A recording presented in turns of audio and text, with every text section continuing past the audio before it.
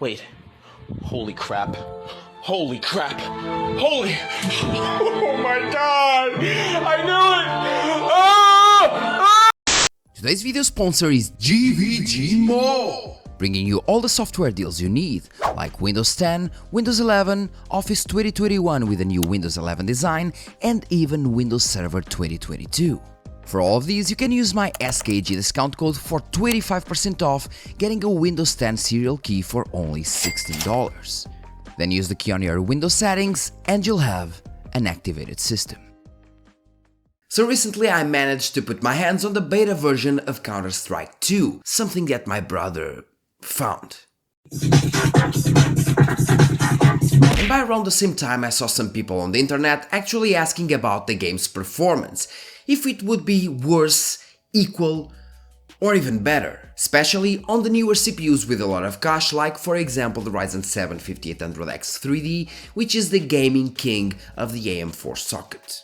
And if you think that things aren't much different on Counter-Strike 2, well, you're wrong. Wrong, wrong, wrong, wrong. Wrong, wrong, wrong, wrong. You're wrong. The game now uses a new engine called Source 2 that can be seen in games like Dota 2, Artifact, Half-Life Alyx, in between others. The game also changed from DirectX 9 to DirectX 11, and if it follows the Dota 2 path, will most likely have Vulkan and the X12 soon as well, which will possibly make the game run even better. Well, we can already use Vulkan now, but it is kind of still half-baked and we need to wait for proper implementation, as in its current state it still performs worse than the X11 in this game. This is all to say that graphically wise, the game is much better. They changed shadows, lighting, reflections, we actually have real-time reflections now I believe, new gun models, new textures, and even very good changes to the grenades, molotovs and smokes. The smokes, for example, are now affected by the bullets and you can see them go through the smoke, creating a hole that will close after, let's say, 1 second, which also serves to see from where your opponent is shooting, with even the grenades dispersing the smoke as they explode close to it, which is a very nice addition as well. And the smokes also put out Molotov's fire right now, which is actually the realistic scenario, and also good to counter some opponents' playstyle. Now, since the game runs much better, it is kind of obvious that the game will run worse, if we're talking about your graphics card part. But what about your processor? Will the newer graphics take a toll on your CPU performance as well as they did on the GPU side, or will your CPU performance actually be better since we moved from the X9 to the X11 and the game engine we have now is much better than before? And for that I tested two different CPUs. A normal CPU from the AMD 7000 series, the Ryzen 7 7700X, and the Ryzen 7 5800X 3D, which is the AM4 gaming king. For a matter of perspective, the Ryzen 7 5800X was faster than the Ryzen 7 5800X 3D in CSGO, because although the 5800X 3D has much more cache, handling repetitive processes much better, which leads to way better performance in most games, it also has lower frequencies, and since CSGO's Source 1 engine was very old, it wasn't able to take advantage of that same cache, making it actually run slower than the normal 5800X. But gladly, that's not the case with Counter-Strike 2.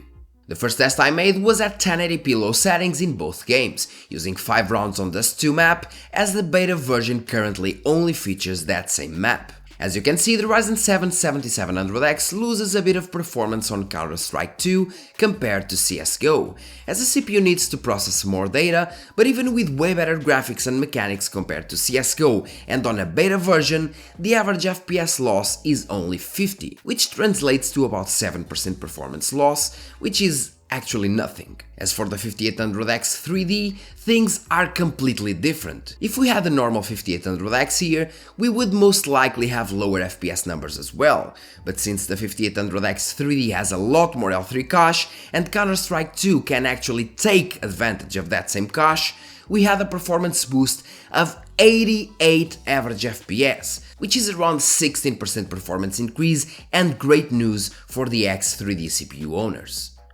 And going to 1080p max settings, things get even better. Now the Ryzen 7 7700X gets the same average FPS on both CSGO and Counter-Strike 2, but once again with Counter-Strike 2 looking much better. The Ryzen 7 5800X 3D, on the other hand, had a huge performance increase of over 145 average FPS, translating into a 35% performance increase on Counter-Strike 2 over CSGO, putting it on Ryzen 7 7700X level, which is insane. And now I tried to take things a bit more to the GPU side, and I do know that most of you will be playing at 4:3 stretched resolutions.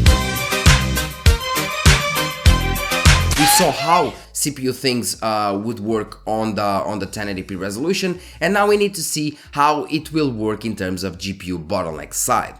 So yeah, basically that's it. At 1440p low settings, we're still CPU bottlenecked with the 5800X 3D, but not with the 7700X, and that's why it is around 17% slower, delivering 727 average FPS on CSGO, but only 616 on Counter-Strike 2.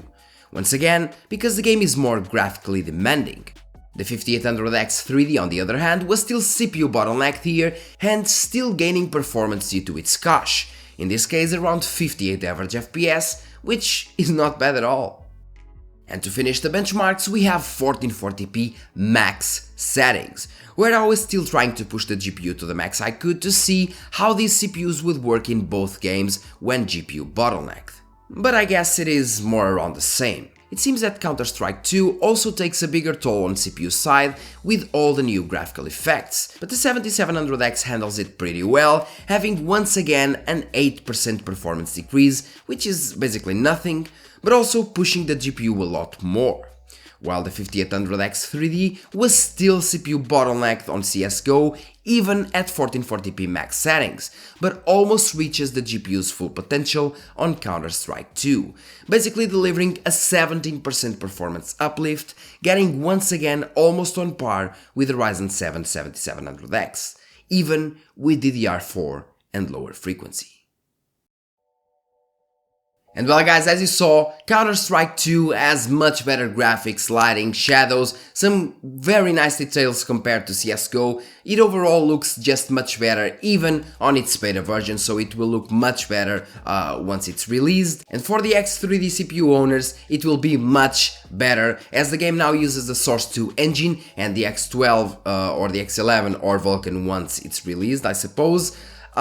So we can take indeed more advantage of that cache, something that we couldn't do on CSGO because the game engine just didn't allow it, just didn't support it. So the 5800X 3D would be even worse than the 5800X, the normal version, on that game because of the lower frequencies. But on the Source 2 game engine, we actually have higher performance, really close to the 7700X performance in some scenarios due to that same cache, which is very nice. So the X3D owners can rejoice now because they will indeed have a performance increase on Counter-Strike 2 versus CSGO, at least on the CPU side. And people that actually bought the 7800X 3D, for example, the 7900X 3D and the 7950X 3D as well, will have even better performance because they not only have the Zen 4 performance increase on CSGO, but they also take advantage of the 3D cache. So it's a win-win situation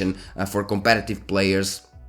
Well, for competitive players of CSGO, AMD systems are now the way to go with a 5800X 3D, I suppose, okay? It will be the best CPU to play Counter-Strike 2 with very low power draw and very, very high performance. That's all. So guys, thanks a lot for watching. Don't forget to like, subscribe and share this video.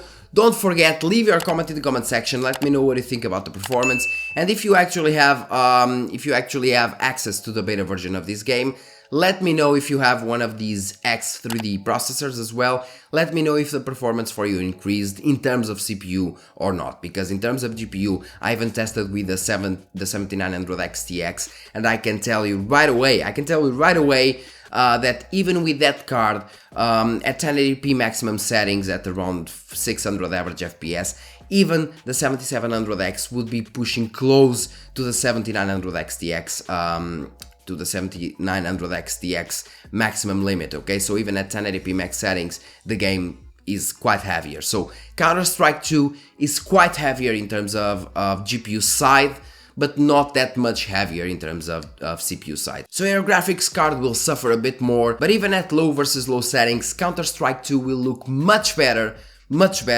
and the performance decrease won't be that much. So for me, it's definitely a win-win situation with new mechanics, new graphical options. The game just feels much snappier than before, so once again, it's a win-win situation for me. Thanks a lot for watching once again, and see you in the next video.